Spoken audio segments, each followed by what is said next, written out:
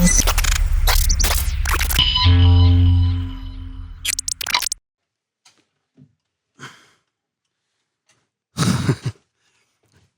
to CrawlCast. This is our first ever episode, and we're really excited that you guys are joining in with us. So we wanted to take a minute because we're generally behind the camera, not in front of it. So I'm Adam Kaiser. I work with my team at Crawl 5280, and our team is what's putting on this podcast for you guys. So why don't we let you meet the main man behind the camera, and that's Gabe Mercado. How's it going? I'm Gabe. We started this CrawlCast just because Adam had an idea to have a podcast, and quite frankly, I was against it. But after a while, I warmed up to it, and I think it's gonna be fun, and we're gonna have a good time.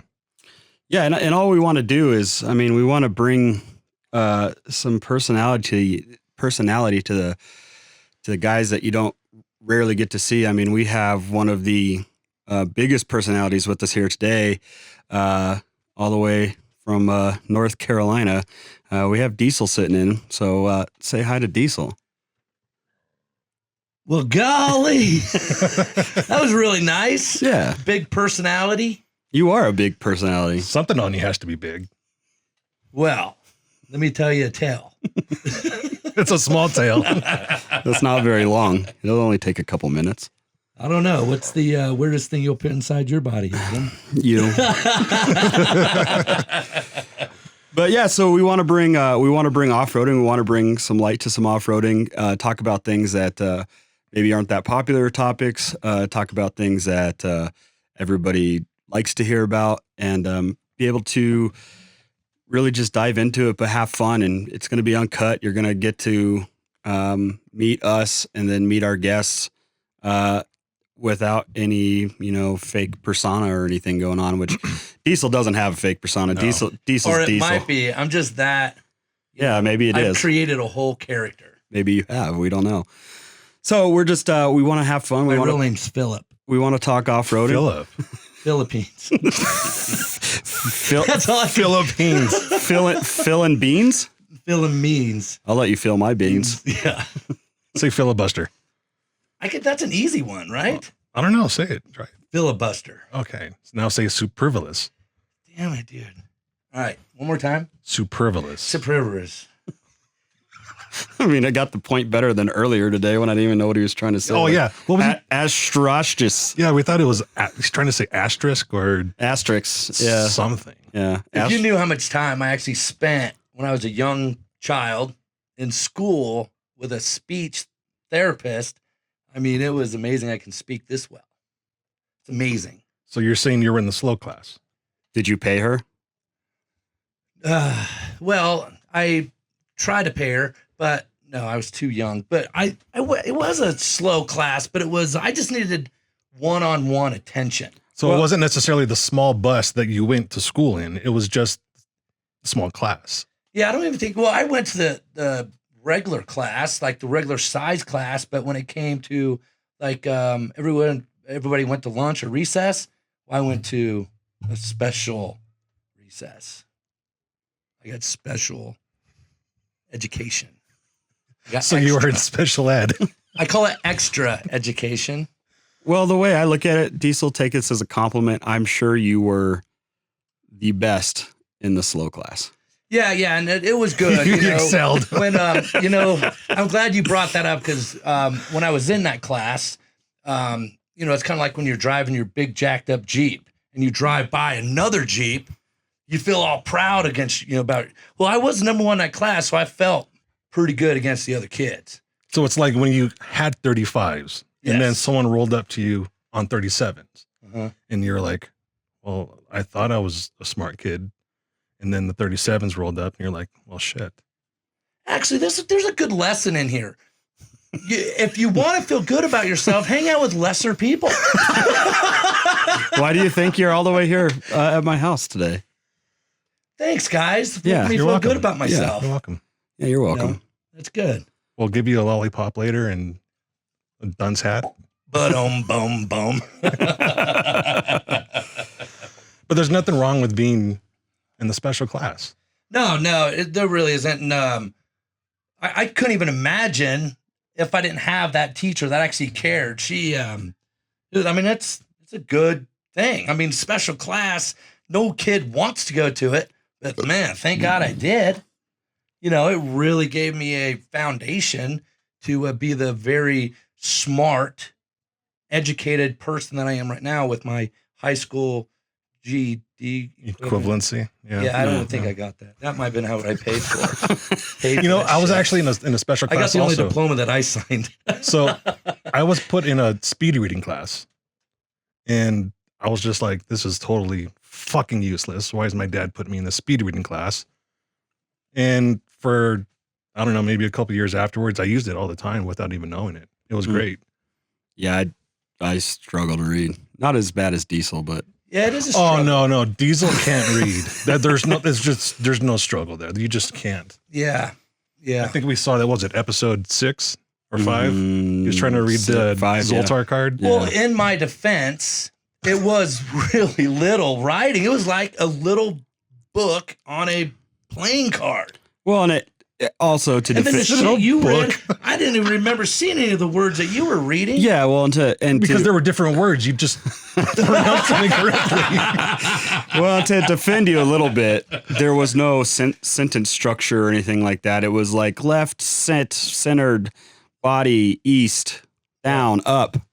So since there's no sentence or structure, Zoltar was not an English major. no. He did not write a very good. I mean, it could have been like a one sentence, like you will,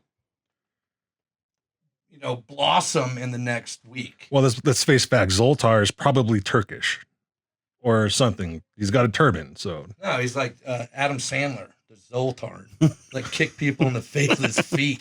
That was my foot. So what was that? The Zoltar, the Zoltan. Zoltan, yes, Zoltan. What was the the machine? extra- What was the genie in the machine? The one that you had? Yeah. Zoltar. Oh, Zoltar. Zoltar Yeah. and Zoltan. Right. So, Got it. but we were all special kids at one point in time, right? Based off your 35 and 37 inch analogy, right? I mean, we were all that special kid with little tires. I had a big wheel, so. Yeah, I mean, I had one We big actually wheel. seen a video of that thanks to your dad. Yeah, that was pretty cool. That was awesome. I think I was not a very good fighter. I think I would No. fight you after I seen that video. But so yeah, man, Diesel, what's kind of your backstory into getting into off-roading?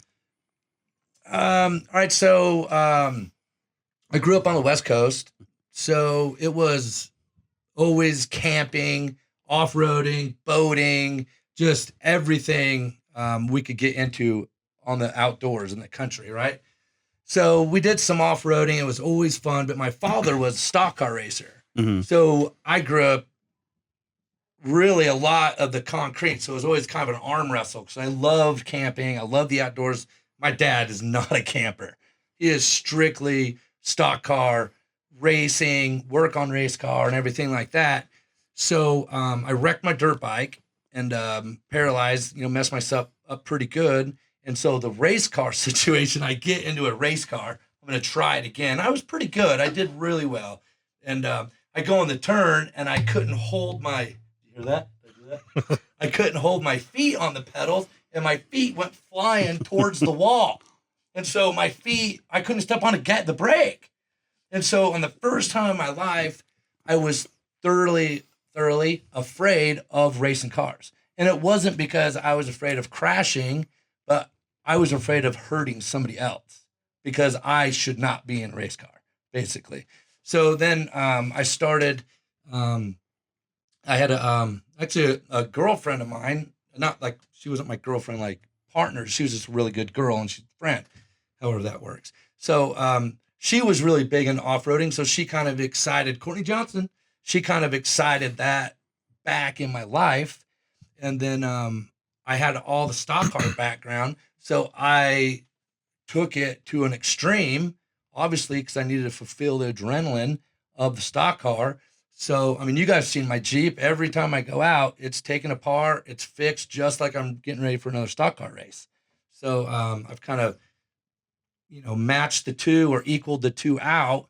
And it's really created an unbelievable happiness in my life doing the off-road with that kind of mentality level. Well, you say happiness, and that's what it is. I mean, the first time I went out, I didn't have a Jeep. The first time I went out, okay, I had tennis shoes on.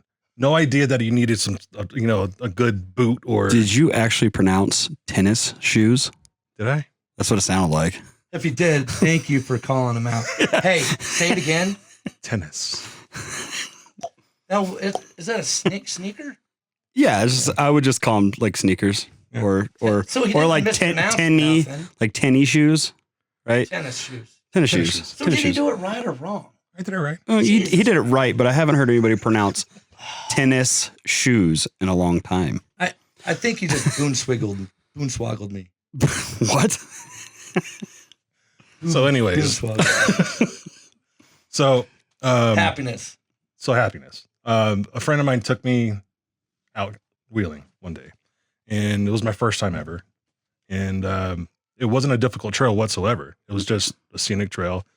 But I think that's what it was that kind of got me there to that happy place, was like, wow, this is beautiful. Just kind of like how you felt at Wheeler Lake. You got there, you saw the beautiful scenery and just how peaceful it was. And it was just like, I want this all the time. Yeah. And that's how it was for me. I felt like, because at the time I was a very bitter person. I was a very angry person, and I was always trying to change myself to not be so hateful. And that opened my eyes. Huh. And after that weekend, I literally went back and traded my car in and got a Jeep, because I knew that was going to be my outlet, my happy place. And it says something like that. Happiness. It's like anything that's hard to do, the reward is all that much greater. Like if you go to Wheeler Lake or Holy Cross or some amazing places all over the place where we go, not many people can make it there. So you try to share it, but unless you actually go, you don't understand the happiness and the feeling, and how it makes everything else just kind of disappear. And that's kind of where my love for off-roading came from. And we growing up, I've had everything from a Toyota crawler to full-size trucks to one of my most favorite vehicles that I had that I went off-roading in was I got the burps. was I don't know, it was like a late 90s single cab short bed Dodge with a 4-inch lift on it on like 35s. I don't remember. And that truck is like what really helped me grow my love, because leading up to that, I would just go out and thrash and bounce off the rev limiter all the time and, this, the other. But with that truck is when I really started with the exploration side, and not only, going exploring areas that nobody ever has a chance to go to unless they do what we do. But exploring myself, you were talking about calming down and reconnecting. That's what it really did for me. So, we ended up kind of going down the, overland, side of things there for a while. Eric and I did. And it was fun, man, but it just didn't do it for me. I got all the scenery, I got to get away from everybody, but just wasn't there. And then we were out in Moab.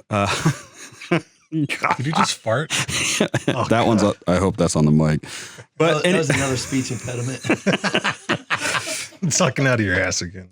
But we were in Moab several years ago, just with some friends, and I'd go out dirt biking in Moab all the time. And Erica moving from the East Coast out here, I wanted to go show her this place that I really love. And so we went out there, but I knew we couldn't dirt bike because I'm not going to, two up on my dirt bike and show around. So we ended up renting a Razor. And it kind of, as much as it pains me to say this, the Razor is what brought me back to rock crawling. And we were going to buy a Razor. We came back to Denver and we were looking to buy a Razor. And at that point in time, it was kind of this juggling match of, is the state going to allow them to be road legal here? And then they ended up not passing that. So we were kind of turned off by the Razor because, you know, for $20,000, I want to be able to drive this thing wherever I want.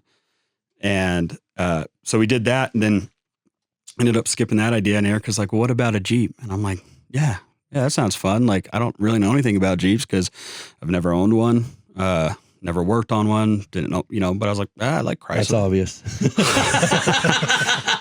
You know, so we ended up going over to, you know, the dealer that was down the street from the power sports dealer that we were at. And the Jeep that I have today was sitting on the lot, and I bought it purely based off the color. Nice. Nothing else. I didn't really, because I didn't know anything else. I knew a Rubicon had lockers, and that's it. I didn't know it had a better T case. I didn't know any of that stuff. And now none of that stuff besides the T case even matters, because that's, you know, where the Jeep's going. But yeah, so I was going to be that asshole with a Razor, and then luckily I decided Razors weren't the go-to, and Erica thought buying a Jeep would be a cheaper option anyway. So it kind of a win-win for me and a lose-lose for her. Yeah, and you said assholes with the Razors, but it's just like anything. I have some great friends that rip those things, and they're just like us. They enjoy the nature and the beauty of it and the adrenaline. But yeah, you definitely Jeeps and, you know, everything. You really, you know. So if you drive a Razor, we love you. Yeah, keep listening. See, the biggest problem that we have with Razors out here is they don't follow trail etiquette.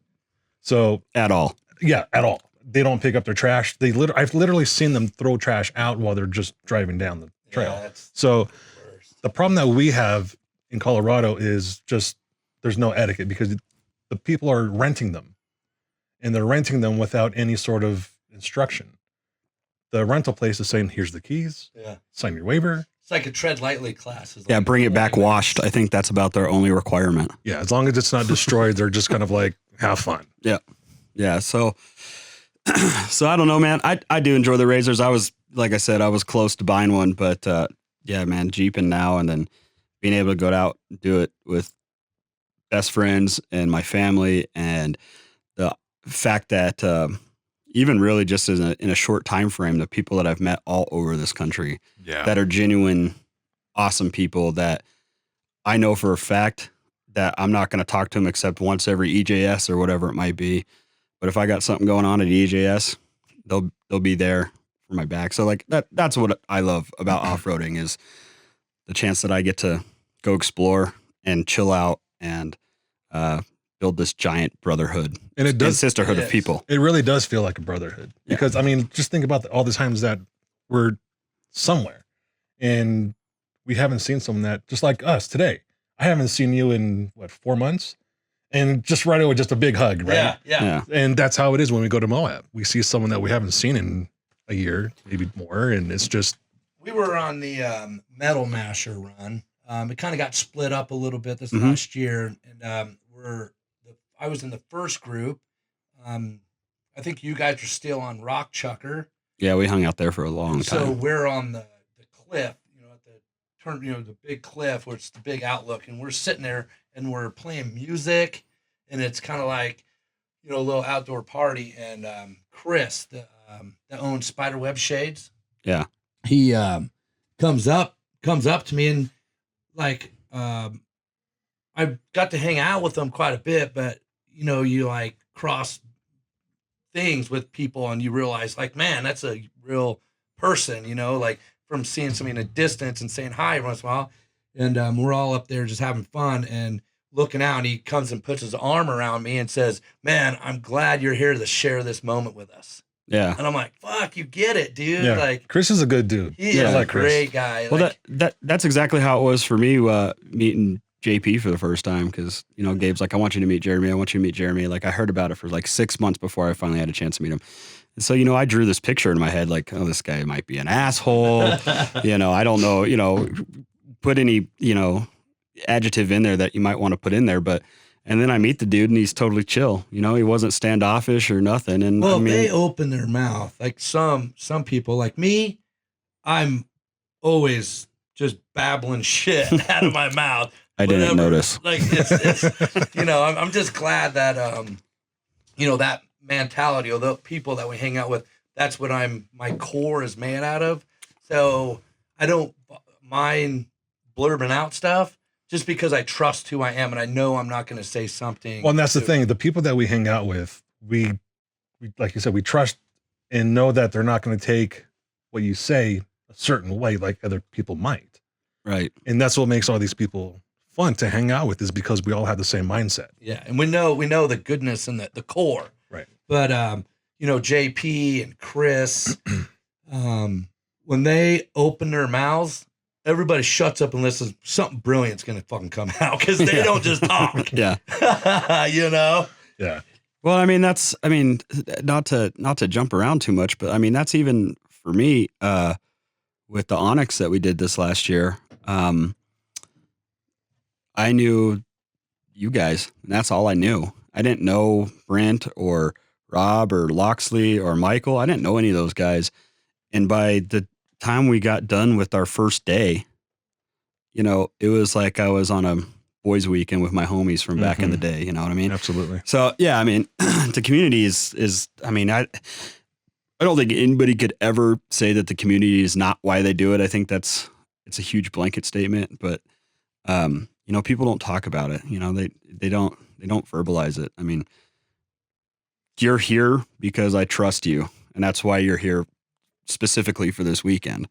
And I met you a little less than a year ago, or a little over a year ago now, or right at a year. Yeah, not even a year. Yeah. Actually, and you have a key to my front door. I do. So I had the key last time Michael and I were here. Yeah, to because shoot the Onyx. Mm-hmm. Yeah, because you guys got here a couple days before I was off work or whatever, so you were just coming in and out of the house. Yeah, so you gave me a key, and I'm getting ready to leave, and Adam goes, "Hey man, let me get that key." I go, "No." I said, "No." So you turned into Kramer from Seinfeld. Yeah, I'm taking it. It's mine. And he goes, "All right, man, don't lose it." Yeah, I literally went to Ace Hardware or whatever the next day and just cut another key. Yeah. So I was good. I didn't need another key. But yeah, I just it's something that we can really, if you're in the community for the right reasons, you can quickly become part of the community, and it's one of the best things to be part of. And for me anymore, going out and physically driving my Jeep over a rock, that is a byproduct of what I'm actually doing. I'm going to hang out with my friends. On the flip side, I haven't driven my Jeep in a year and a half. No, on the flip side, you can be ostracized from the Jeeping community Quickly. very quickly. Yeah. What's ostracized? Is that is that like masketeer exercise? Like ostrich exercising? Ostracized? This is It's basically this is going to be a long explanation. exiled from the island, voted off the island. You are the weakest link. What's the root word? Ostrich. Sized? Yeah, size is small. I'm an ostrich. Let me fly. They don't fly.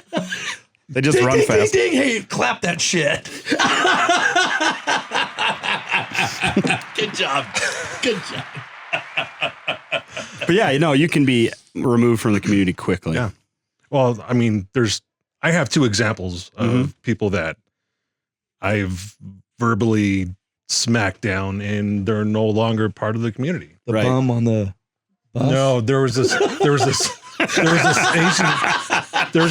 small Asian girl that used to live out here, and she was. I might need to go wipe. And she was taking a lot of pictures of her on trail, drinking, kind of just not even caring about the laws, basically. So I called her out and said, "Hey, you shouldn't be drinking on the trails because this, and that." Plus, she had her kids with her. Yeah. So she thought it was funny. I told her it wasn't funny, and it just went back and forth. And I finally told her, "Listen, princess, you're not who you fucking think you are. Get yourself in check." Yeah. So people saw that and jumped in and said, "Hey, you're fucking up." And she actually faked her own death because she was getting so much flack from that shit. Jesus. That wasn't that long ago, though, was it? No, it was. I remember that. A year and a half, 2 years ago, maybe. Yeah, I think I remember that. So, It smells like shit down if here. I was- Sorry, guys. if I was to fake my own death, I'd eat your dick. no, that's if we were stranded. Oh, yeah, You had to whatever. eat me to live. Yeah. My dick is your libation. Is that a word? Did I say it correctly? Libation? Is that I think salvation Yeah. would be a better use. We'll let them slide. Yeah. in your mouth? Mm. All right. So, like, if I was to fake my death, I would only do it because I want to go to my own funeral to just make sure my friends knew me. You know what, dude? I've thought about. So, do you guys remember Huck Finn? Right, Yeah, of when he course. dies, right, and then he goes to his own funeral. So, like, seeing that movie as a kid and reading the book as a kid, like, I always thought it'd be so cool to go to my own funeral. Like, Yeah. just to see who actually shows up. Like, in my mind, I'm like, oh, it's gonna be packed wall to wall. It's gonna be like 4 people. So I have a really fucked up story. So I knew this guy back home. He did something to somebody, went to his funeral and signed his name in his funeral book. Jesus Christ, that's hardcore. Later, they found out it was that guy Yeah. that did something to him. And yeah, Wow. That's intense. it was pretty fucking hardcore. Yeah, that is. Well, you grew up in the I grew up in the hood. hood. All right, Compton. so Motherfucker. so Not exactly Compton, but I think I'm kind of lost. Yeah. So, like, one guy doesn't like another guy, and then he goes to his funeral and signs his book. okay. So here's what happened. I tried to get this out without naming names and that sort of thing, because what happened was, Yeah, because I don't want to end up dead. no, you won't end up Story. dead. A guy had certain oh my God, stop farting. I'm right here. It was Adam. That was not me. He's a Ben Fartequist. I just made that shit up. That actually checks out. Yeah. That did not stink. That was good. So anyways, this guy had an altercation with this other guy. Altercation means a fight, Or something. disagreement. Okay. He actually killed him. Oh, Jesus. And when this guy's Aaron funeral, Hernandez. no. So when this guy's funeral came up, the guy that killed him went to his funeral, signed his name in the funeral book. Like, you know, funeral books or funerals have those books and you sign like a guest registry or some Do you shit. think anybody reads that stupid ass book? Why? Someone did because they somehow found out. Yeah. That's got to be the most boringest read on earth. Well, no. Mike Wallace from Oklahoma City. Oh, it was nice that Mike showed up. We should send him a thank you card. Yeah, what is the purpose of a funeral book? I Yeah, mean, do you you know, send I a don't- thank you card? Thank you for coming to my relative's funeral. Yeah. Wouldn't it be, oh man, wouldn't it be more fun bring though and gifts? sign it as the person who's deceased That and would send be it and just send it like a month later? in their Thanks for handwriting. coming to my funeral. Joe Blow. That's kind of good. Yeah, I might do that. So you Yeah. walk in and you have to sign. Well, you don't have to. No. Do you write a story? No, you just write your name. Yeah, no, not generally. Generally, you Yeah, I like understand at that. weddings. It's kind of like the wedding book, but at a wedding book, like you write a little story, like Yeah. you know, congratulations, Mr. and Mrs. Blah blah blah. We love you guys. Have kids. Yeah. But funeral book is just, I was Good here. luck. Yeah, I was here. So I fake my own funeral, and I want to. Wait, you faked your own funeral or I death? fake my own death. I go to my funeral, and have you ever seen the beer chugging movie about the German old man? He died. Yeah, beer fest. Beer Fest. All right, so it was at his funeral, and they showed a video of him, and he is like, "Hey, shit must went bad if you're watching this, but hey, let's down a beer." Right. And he like talks and tells everybody like what he thinks and all that shit, like super cool, right? So Right. I always would like to have a farewell video, like peace out, and then I always like imagined a disco ball would probably drop out of the ceiling. And then everybody would just turn it into a celebration of life. It needs to be the disco ball that's on your dash. Celebrate good times. Come on. Yeah. We're going to celebrate Diesel's dead. Yeah. Diesel's dead. Fuck yes. Ding dong, the witch is dead. He's finally dead. Come on. Celebrate. It's all right. That would work. I like it. See, I Yeah. like that. I guess so. I mean, If it has to work, yeah. if it has to check And I out. want to go. I want to go. Like, Yeah. glue No, on I a think fake beard, so I disguised Kind of like an undercover boss. or shave my beard. I'll play you in cornhole. Yo, quit it with my cornhole. You're not gonna see Oh it. God, his cornhole is so bad. Oh, come on. Episode 10. No, it was a bad day. It was not a bad. It was a great day. It was a bad hair day.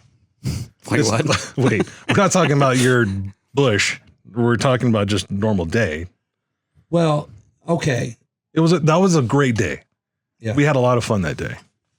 Yeah, and why did I even pull my pants off? That's a great question. Because I think right before that, I never think about anything before. yeah, right before that, we got a lesson on coming up to the stage next is Diesel. Oh, ladies and that's gentlemen, right. please get your money It's out. actually Dupski. Dubsky. So my buddy in Reno, Nevada is Brent Dupski. And yeah. so when I stripped, that was my stripper name is Dupski. Dupski. I still can't believe you were a stripper. Yeah, so you spent a good 10 minutes showing us your moves. Yeah, that was. And then you walked away and we turned around and your pants were down. yeah, that was kind of how it worked out. That's kind of stripping. Yeah, I didn't want I mean, no, we I didn't didn't want to cheat you guys. We didn't want you to show us. We just wanted to hear the I story. mean, yeah, and we didn't even want to see the dance moves. That you gave us the dance moves on your own volition. Yeah, I don't even know what volition means, but it was On your you own said it good, right. yeah, on your I said it right. Yeah, I'm proud of you. on your own You're goodwill. like you're like my special teacher, Special ed I'm coach. your speech Nazi. grammar Nazi. Yeah. So, yeah. So then you walked away, and then it was. Oh no, he had to go pee Is that what it was? Yeah, he Well, went why to- were his pants around his ankles to pee? because he walked away. You walked away, and you were probably maybe 25, 30 yards away, and you were gonna piss, and then you said something. You turned around. And I was in the midst of filming an interview, Yeah. so I just turned around, camera And rolling. Next thing you know, there's a Yeah. butt crack. What was in my ass? Fucking Shit. potato. It was. How could I not feel that? I have a pretty good idea why you can't feel that. It was like Rob says, it was just really rough. Ugh, It was so bad. I can't. Oh, come on! It wasn't so bad. Have you seen the footage? no. Yes, I've seen the footage. And It looks like you guys are making fun of a poor crippled man. We are.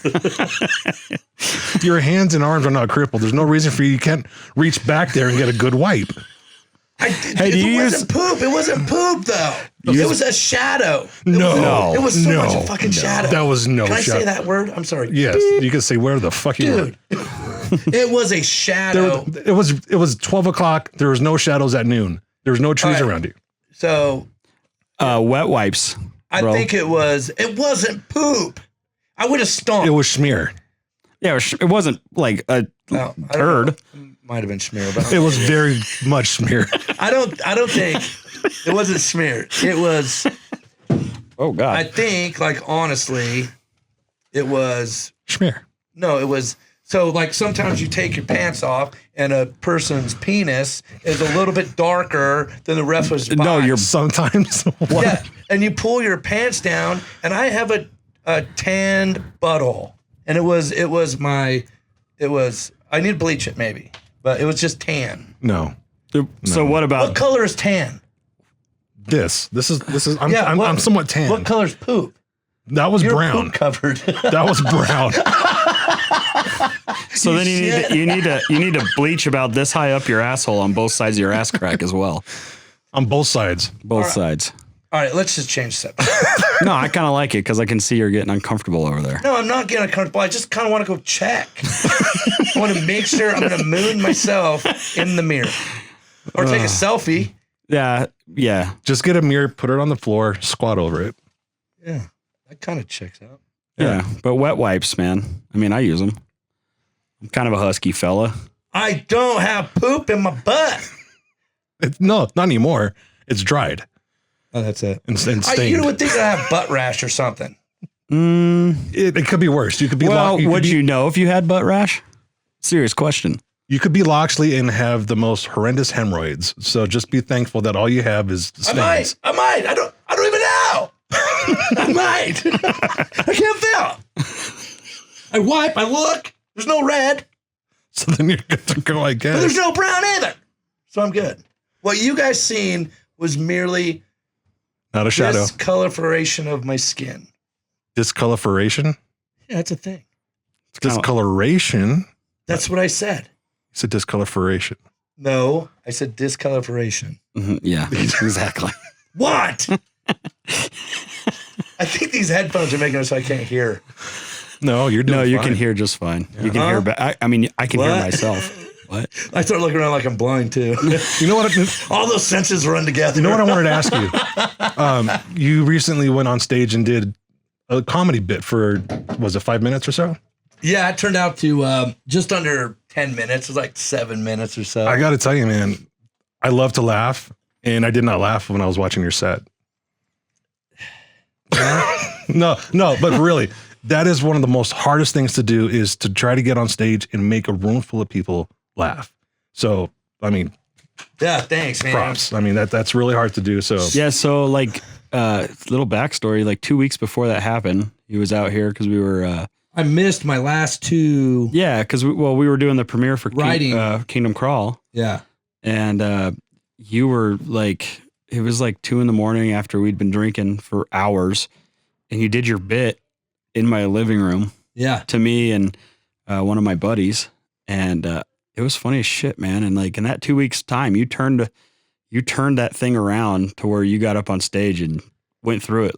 Yeah, it was no crazy. problem. I thought it was great, man. I And couldn't it was do it. the so there's like a wall of curtains. It's like a super dark hallway with all curtains, and then you get to the stage, right? And there's like a waiting. I'm waiting. There's a comic up there right now doing his thing, and I'm sitting there, and I'm honestly just thinking to myself, my first line, just get the first line out, because I was all of a sudden just going blank. I'm like, shit, what happens? You know, like just remembering my story. I'm like, oh my God. But I just rehearsed it so much. And then how much of it is improv? Like how much of it is there's a baseline to your joke, and then how much of it is just ad-libbing?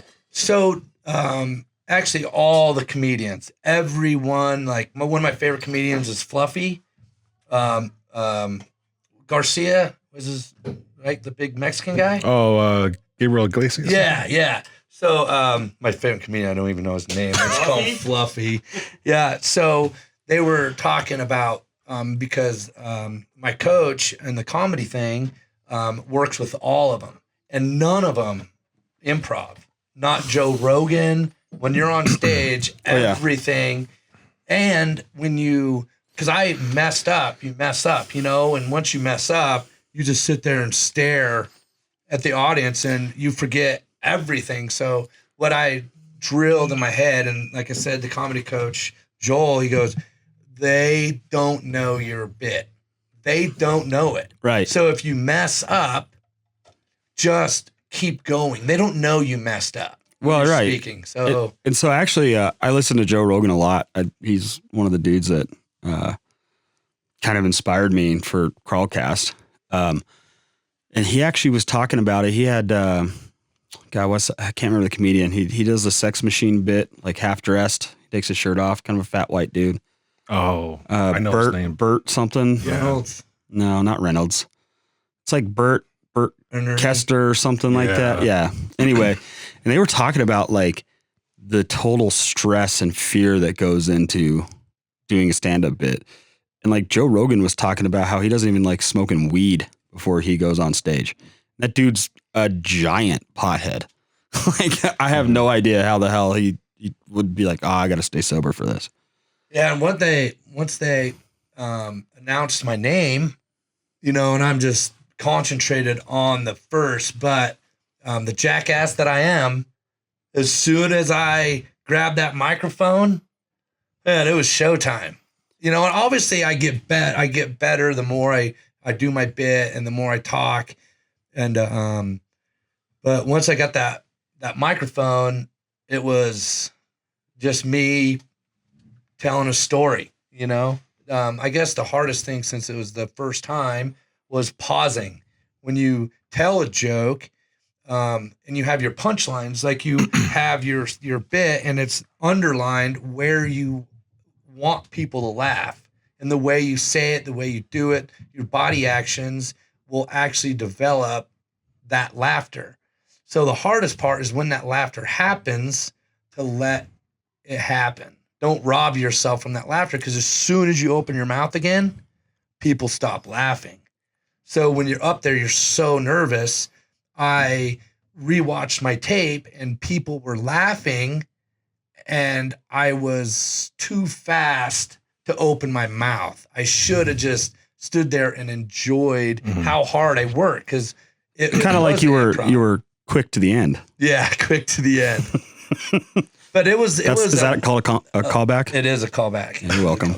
So there was a lot of work. Like, I'm talking hours and hours of writing. I mean, I wrote all those jokes, and had help from from our little writing team that we had, and we all helped each other, and it was an amazing experience. It really was, and I worked really hard to do that. It was but yeah, I was nervous. Well, I thought it was great, man. I mean, the first time I listened to it while you were here, I was like really critical, so I didn't laugh. I didn't show emotion. I wanted you to get through it. But man, it was great, dude. And like when I picked you up from the airport yesterday, we were talking about comedy, and you were telling me, that what you want to do at Jeep Beach this year. Yeah, that's a far-fetched idea. Yeah, well, it might happen. You don't know until you ask, right? You don't know until you try. But like, I don't even know if you meant to write it this way, but you were saying, you're talking about putting stickers on, and do you do it before or after you wax? Yeah. And if you do it before, the sticker's going to fly off and hit a minivan, and you don't put stickers on minivans. So the way I heard that was not literally a minivan, but the Jeep JKU has been known as the minivan. Oh, geez. That's the way I heard it. And so I thought it was funny as shit. Yeah. So, yeah, man, I think it takes a lot to do that kind of stuff. So really quick, we need to pause for the cause and thank our sponsors for sponsoring us. First of all, Rock Crawler Suspension, who we all run Rock Crawler and love Rock Crawler because it's just badass. Yeah, everything it's about my it. Coach, man. Rock Crawler, they're my coach. I live, breathe, sweat, everything. Rock Crawler. I can't believe the leaps and bounds. And they keep improving every year on top of already being the best. It's it really is, from a mechanic standpoint. Well, and a shop owner, don't sell yourself short. It's just an amazing product. So speaking of also working right, High Beam Off Road, another sponsor of ours. Yep, Matt Loxley, also a good friend. What can we say about Matt except he's a great guy and he stands behind his product. Yeah, what I like about High Beam Off Road is, and Matt's products is, you get the Amazon price, but you get the $1,000 headlight quality. Right. And I think it's great. I think the products that he comes out with are phenomenal. And his customer service is top notch. He answers right away. Absolutely. I mean, he's the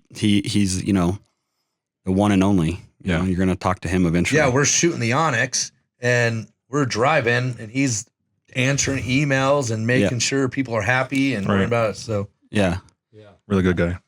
And then also we have Outlaw Off Road in North Carolina, and they're also just opened up a shop in Alabama. Yeah, and Doug Lanford. We had a chance to meet Doug. At least I did for the first time, and I think it was your first time as well. Yep. Over the summer. And the dude's really about off-roading and supporting the community, and he was really about what we did and wanted to get on board to help us out however he could. So when we thought about sponsors, it was an easy person to And being in North Carolina with me, what's awesome about him is we're far enough apart where we're both rock crawler dealers, but we actually support each other. We talk to each other on the phone. We bounce ideas off. If we have a customer that asks a certain question and we're not sure about the answer, we have a good enough relationship to where we can call each other and there's no competition. It's all just about serving our customers the best we can. And Yeah, you just look at his demeanor of his shop and the way he does things, and you know it's top notch. He doesn't do anything second best. Yeah, I haven't seen anything he's put out that didn't look nice or didn't look well put together. So, and he's always, he cares about himself. You know, he's clean. It's just that quality work that he takes in himself, and you know his shop is definitely up there. And then also we have Smoking Dave's Barbecue, which I know you will like because there's no beef. It's all like pork and chicken. Yeah. Smoking Dave's Barbecue is phenomenal. I mean, I'm one of those guys that loves baked beans. Yeah, baked beans. Oh my God, his baked beans he puts burnt ends in his baked beans. And what's cool about Dave is Dave being a West Coaster. I mean, where he's from, that state's not known for barbecue. Right. So he found the best of all the barbecues all over the world, you know? So it's like if Carolina's chicken's better than Texas, he uses Carolina's chicken. And if, you know, Kansas City's brisket's better than Colorado's brisket, he does a Kansas City style or whatever. And so like he basically, whatever barbecue capital of the world that you want to think of is, and what they're best known for, he's got it in one stop. And the best part is he's a wheeler. Huge wheeler. He's got a JKU that's on 40s and he's a 6.4 Hemi. He's got an LS in it's an LS now. Yeah. And then he's got a red dot buggy that you might have seen on one of our episodes. But hardcore rock crawler. Huge in the off-road scene. Yeah. Nice guy too. Super nice guy. So humble. Yeah. Tell your story about meeting him for the first time and what DJ got to do. Okay. So his wife, she is super humble and nice too. And so she jumped out because we found this trail that I still can't believe it happened. That was pretty nice. To actually see that in person was awesome. But he let my 10-year-old son, DJ, jump into passenger side. And man, for a pretty tough little kid, you know, he was in tears. Yeah. And he was really concerned. Like, he's got this buggy, all four wheels are peeling out, and this climb is just retarded. And he's got this very gnarly machine, and he is like caring about my son. He's like, "It's all right, buddy. We got this," you know? Yeah. And it's just, his character is second to none. For sure. Yeah. I remember watching him come up to the obstacle. And, you know, DJ was over there like, "Yeah, Dad, look at me. And then they start climbing, and he's just immediately to his harness straps hanging on for dear life. It was funny, man. It was cool to see that. And that's actually one of the things that I'm really looking forward to with Sean getting older is being able to go out and experience that. And the other shitty Jeep I have sitting on the side of the house, that's going to be his one day. Yeah. So, it's pretty cool, man. He'll love it. Yeah. I'm super excited. But so thank you to our sponsors, and it means a lot that they're on board with us. Absolutely. It's people we support, and we're glad that they support us too. And Rock Crawler has been our number one supporter from day one. Yeah. I mean, Rock Crawler has always been there. Anytime we needed something for a giveaway, especially when it was for a military giveaway that we were doing, no questions asked. They just gave us what we needed, and we gave it away, and the military members were very appreciative. Yep. So, I mean, these guys that you're all talking about, like, I aspire to be like all of them. I mean, especially JP. Like, I call him Coach. Right. He's my coach. If he told me to drive my Jeep off a cliff, I'm driving my Jeep off a cliff with no questions asked. Like, if I ask a question, it's about learning knowledge from him because he's got a lot of it. Yeah, and I love bouncing ideas off him, and you know, he's amazing. Yeah, talking to Jeremy is different because one second he's talking to you about just your life, you know, wanting to know about you, what's going on with you, and then next thing you know, it's, "Hey, by the way, are you done with your Jeep? With your Jeep?" Maybe he says that to you. Yeah, well, he tells me I can't wait to see it. He tells you, "Are you done with it yet?" Because I've been sitting on it for a year and a half almost. At least your garage was somewhat clean. Is it? Oh, compared to Adam's. You should have seen mine this morning, man. Mine had turned into a full-on storage unit with a Jeep ripped apart in it. So hungover as all get out, hungover as fuck, as the kids would say, or AF. I'm out there just like, man, why is there so much shit in my garage? Like, I got Diesel flown out here to help out. I got Troy coming over to help out. I got Joe coming over. I got Brad coming over. And like, none of us could even take a step in my garage. So like, I'm out there and just struggling, right? Every time I'm bending over, I feel like I'm going to throw up to pick something up off the floor. Yeah, Troy gets an award, man. He freaking straight busted ass. Yeah. He really worked his ass off. He does that a lot though. He's just all go. Yeah. So basically, man, as soon as I got a patch cleared big enough for one guy to start working, one guy jumped on, and I just kept doing my best Wally impression and cleaning up my garage. And then it turned into, oh, we need this. And yeah, like, we sent them out so we could actually get to work. Yeah. Oh, we need this. It worked out great. What a great day. Yeah. So it was really fun. Actually, it's super, super pumping for me. I mean, I appreciate everybody's help tremendously, but like, man, my Jeep has been just sitting in my garage on jack stands for a year and a half. Yeah. And that was the problem. I think it's a problem both me and you suffer. And, well, swaps are not, I mean, everyone says swaps are easy, but when you're doing new brackets all the way around, right? When you're trying to do a little something custom, it's not as easy as, it's going to take a weekend. Nothing's easy. If you have a sense of quality, even a brake job is not easy. Ball joint. I have a shop. I see other people's work all the time, and I really don't even have to do much advertising because everybody else is so bad.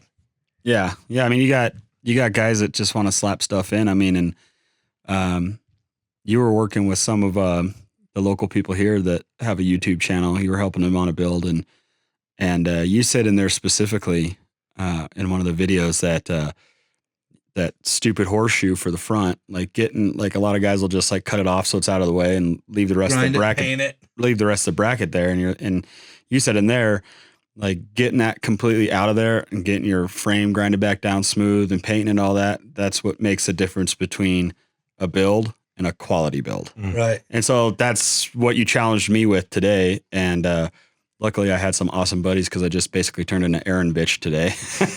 But so I had some awesome buddies that, you take that attention. And once again, like it goes back to rock crawler. Like you look at stuff JP does. Yeah. And like I inspire if he gives me a compliment, we talked about this a couple of weeks ago. If he gives me a compliment, it's better than any Christmas gift. It's better than the first bicycle I ever got when I was freaking 8. Like his compliment and his words hold so much.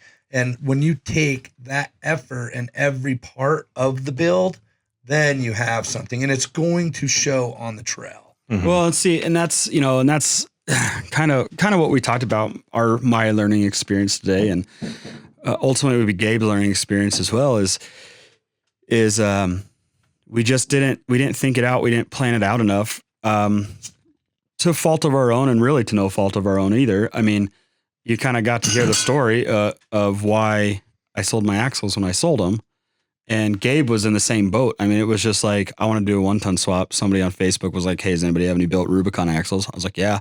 He said, how much do you want for them? I gave him a price and shipped them to him. Yeah. Without even having axles same here. Bought. I didn't even know what I was going to do for 1-ton axles. I just knew I was going to do a 1-ton swap. Yeah. And I knew it was going to be a junkyard swap because I don't have the money to do anything else.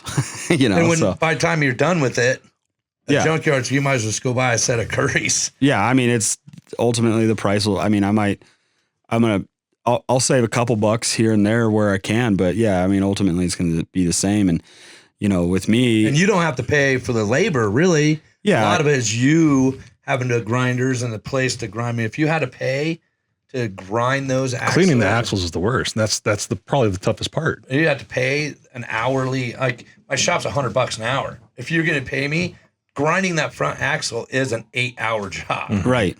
Yeah. You're spending that's $800 in labor to clean that axle. Yeah. You're looking at $1,000 to have that axle ready to be put back together.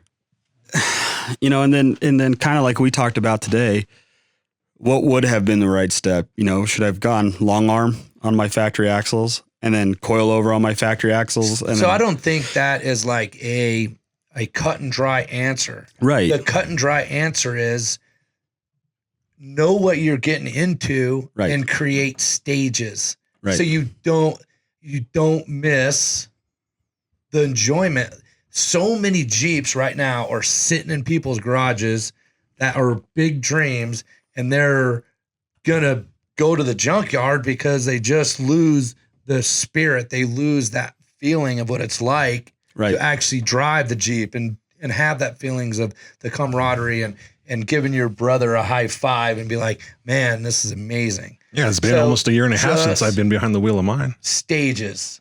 Like if you're going to do your Jeep, one, listen to people, but really in the end of the day, it's your Jeep. Right. You got to know what you want to build. And you really need stages.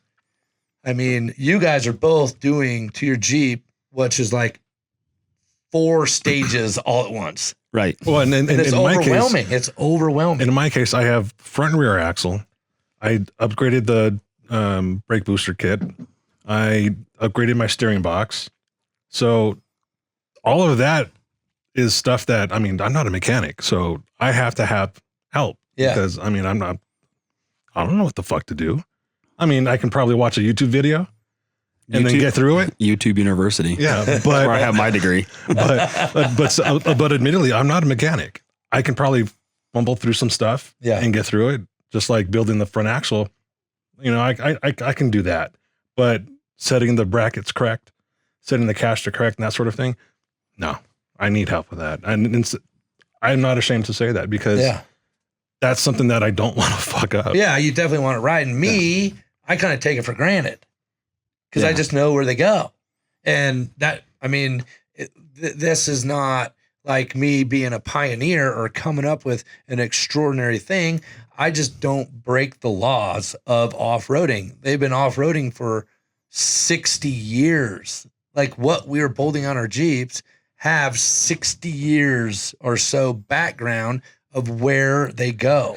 You're not going to be a mastermind and change what has happened over the last 60 years. There's reasons why you do things, and it's out there. There's kits, you know, R-Tech, Rock Crawler. These guys and their kits are foolproof. Yeah. You just follow their directions and you will have an amazing rig.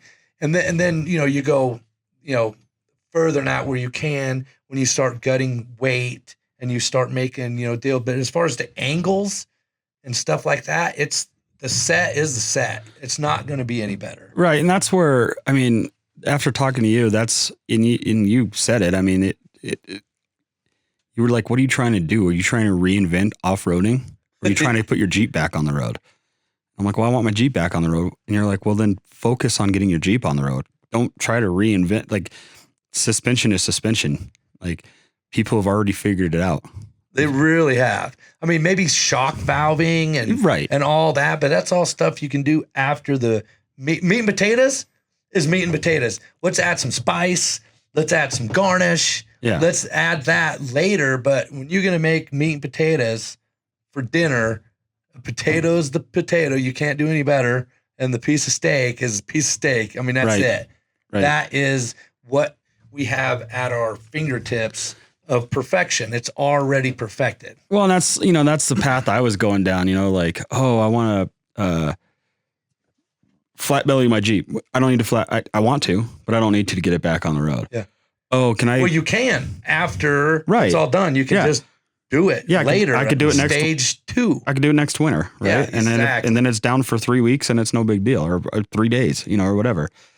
But, you know, and then, you know, I was thinking, oh, I want to just build custom rear towers so I can use the hoops for the rear coilover mount to build that into my cage. So now I'm thinking about how am I going to build a cage like this and like get the Jeep on the fucking road.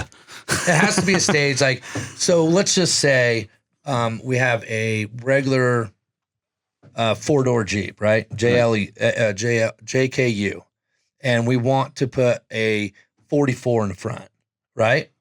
Well, you talk to somebody, you see people on there. Well, hey, while you have it out, why don't you long arm it? And then why you have it out? Why don't you add steering? Well, the axle's already out. Why don't you put coilovers? Oh, the axle's already out. Let's put Adams drive shafts or, drive shafts in there. Oh, it's already out. Let's put a V8 in it. Oh, the axle's already out. Let's put a roll cage in. And sooner or later, just a simple stage destroys your vehicle. It will no longer be on the road. Yeah. It is rare if it makes it on the road. So put that axle in there, get it done, and then plan the next stage and get everything you need. And then when you have your downtime, do your next stage. Yeah. One more time, shout out to our sponsors, Smoking Days Barbecue. Hit that clap button. Hit the clap button. There you go. Smoking Days Barbecue, High Beam Off-Road, Rock Crawler Suspension, and Outlaw Off-Road. Thank you guys very much. Yep. Cool, guys. Well, let's chit chat soon.